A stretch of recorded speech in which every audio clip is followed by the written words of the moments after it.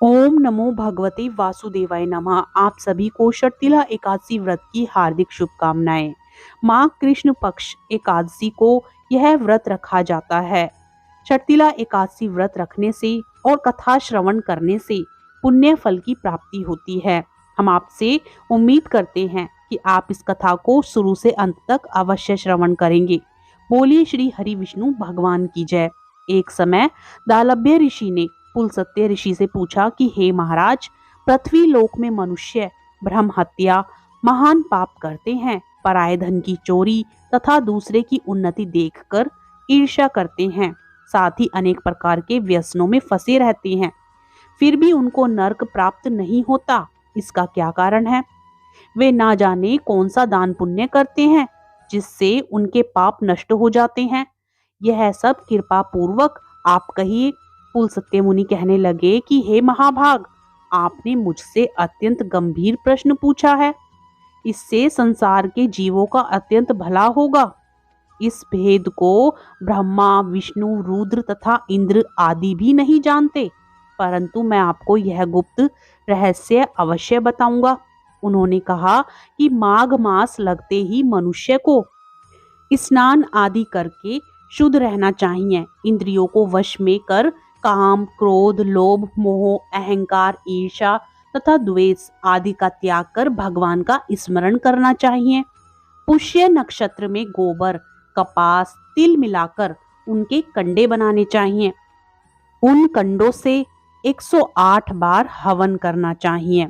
उस दिन मूल नक्षत्र हो और एकादशी तिथि हो तो अच्छे पुण्य देने वाले नियमों को ग्रहण करें। स्नान आदि नित्य क्रिया से निवृत्त होकर सब देवताओं के देव श्री भगवान का पूजन करें और एकादशी व्रत धारण करें। रात्रि को जागरण करना चाहिए। उसके दूसरे दिन धूप, दीप, नैवेद्य आदि से भगवान का पूजन करके खिचड़ी का भोग लगाएं। तत्पश्चात पेठा, नारियल, सीताफल या सुपारी का अर्घ्य देकर स्तुति करनी चाहिए। हे भगवान, आप दीनों को शरण देने वाले हैं। इस संसार सागर में फंसे हुए का उद्धार करने वाले हैं।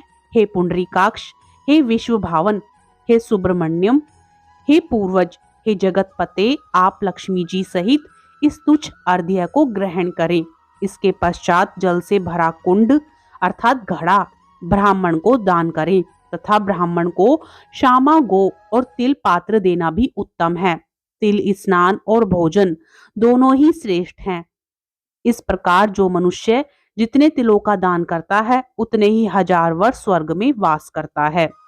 इस दिन तिल का 6 प्रकार से अर्थात तिल स्नान, तिल का उपटन, तिल का हवन, तिल का तर्पण, तिल का भोजन और तिलों का दान, ये तिल के 6 प्रकार हैं। इनके प्रयोग के कारण यह षटतिला एकादशी कहलाती है।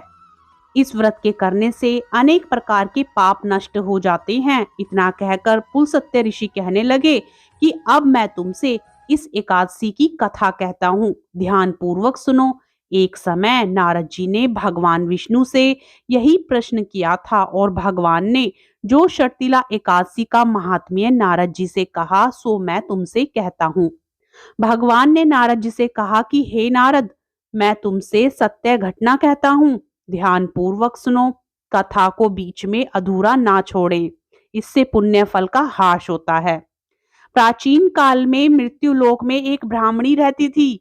वह सदैव व्रत किया करती थी। एक समय वह 1 मास तक व्रत करती रही। इससे उसका शरीर अत्यंत दुर्बल हो गया। यद्यपि वह अत्यंत बुद्धिमान थी, तथापि उसने कभी देवताओं या ब्राह्मणों के निमित्त अन्न या धन का दान नहीं किया था। इससे मैंने सोचा कि ब्राह्मणी ने व्रत आदि से अपना शरीर शुद्ध कर लिया है, अब इसे विष्णु लोक तो मिल ही जाएगा, परंतु इसने कभी भी अन्न का दान नहीं किया। इससे इसकी तृप्ति होना कठिन है।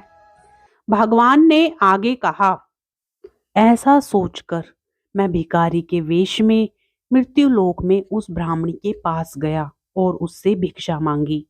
वह ब्राह्मणी बोली, महाराज, किस लिए आए हो? मैंने कहा, मुझे भिक्षा चाहिए। इस पर उसने एक मिट्टी का ढेला मेरे भिक्षा पात्र में डाल दिया।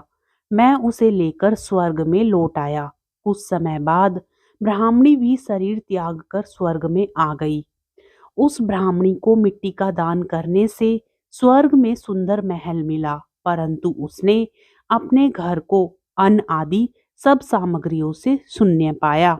घबराकर वह मेरे पास आई और कहने लगी कि भगवान, मैंने अनेक व्रत आदि से आपकी पूजा की, परंतु फिर भी मेरा घर अनादि सब वस्तुओं से शून्य है। इसका क्या कारण है?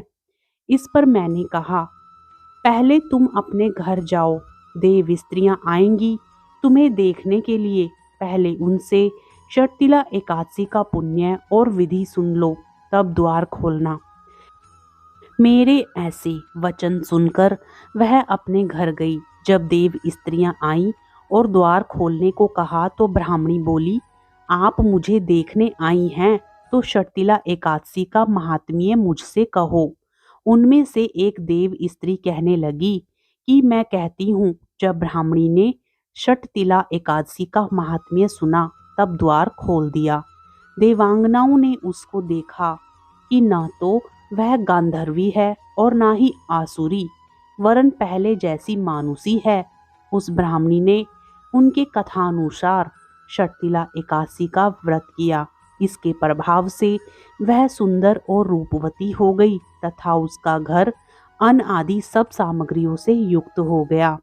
अतः मनुष्यों को मूर्खता त्याग कर षटतिला एकादशी का व्रत और लोभ ना करते हुए तिल आदि का दान करना चाहिए। ऐसा करने से दुर्भाग्य, दरिद्रता तथा अनेक प्रकार के कष्ट दूर होकर मोक्ष की प्राप्ति होती है। बोलो श्री हरि विष्णु भगवान की जय। एकादशी माता की जय। मित्रों, हम आशा करते हैं आपको षटतिला एकादशी की यह कथा पसंद आई होगी।